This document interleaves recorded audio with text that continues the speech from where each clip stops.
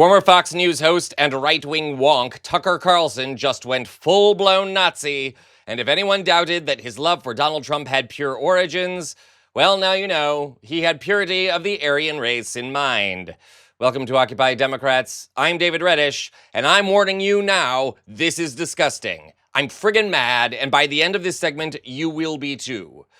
Tucker Carlson has long championed autocracy, racism, and generally anti-American values, so no wonder he loves Donald Trump. You'll recall he went out of his way to promote alternative facts regarding the January 6th insurrection, something that invited wide ridicule in both the media and political beltway. It also, unfortunately, helped give Donald Trump a political makeover, enough so that he decided to run for president in 2024. Last night, Fox News host Tucker Carlson aired newly released video from the January 6th attack on the U.S. Capitol. The footage was provided exclusively to Carlson by Republican House Speaker Kevin McCarthy. Carlson attempting to downplay the violence by showing video of people calmly walking around the Capitol. And Tucker was trying to persuade his viewers that while there were some bad apples, most of those there were peaceful. He called them sightseers. Other video that Carlson did not air shows police and rioters engaged in hours of violent combat. More than 100 officers were injured during the attack. In response, Congressman Benny G. Thompson, the former chairman of the January 6th committee, released a statement saying Speaker McCarthy, quote, decided it was more important to give into a Fox host who spews lies and propaganda than to protect the Capitol and the police, members, and staff that serve in it. And the rest, as they say, is history. Although in the case of Tucker Carlson, it's revisionist history. And if you think that was bad, don't go away.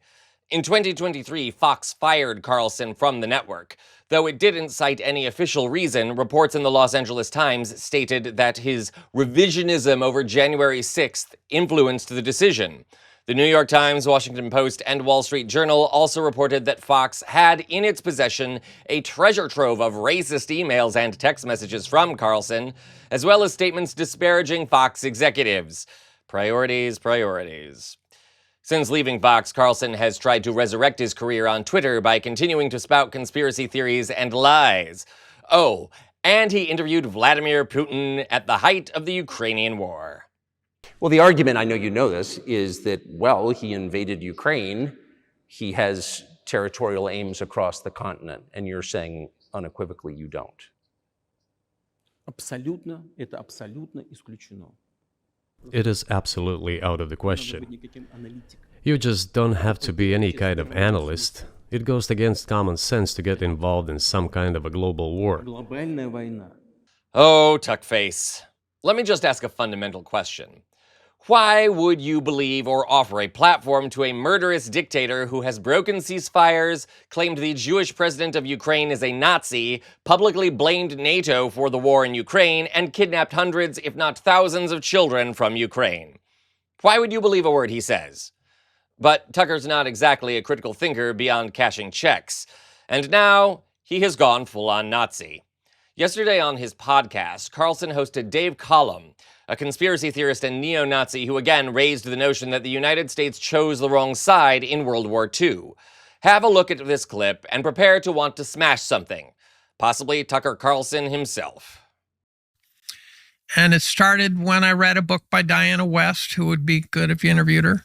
And it's this all revisionist history of World War II. And you go, well, why would you want to read that? Well, it turns out I think the story we got about World War II is all wrong, actually. I think that's right.